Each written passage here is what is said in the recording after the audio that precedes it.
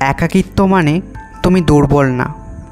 কখনো কখনো জীবন এমন এক পর্যায়ে আসে যেখানে চারপাশে হাজারো মানুষ থাকলেও নিজেকে একা মনে হয়। এটা দুঃখজনক, হ্যাঁ, কিন্তু এটাই কি শেষ? একদমই না।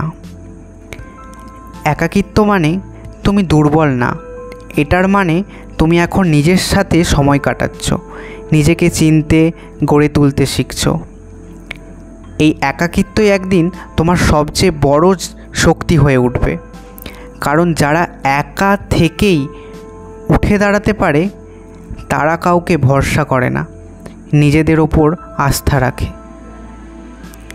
তুমি একা হয়তো এখন, কিন্তু তুমি সম্পূর্ণ এবং তুমি যথেষ্ট।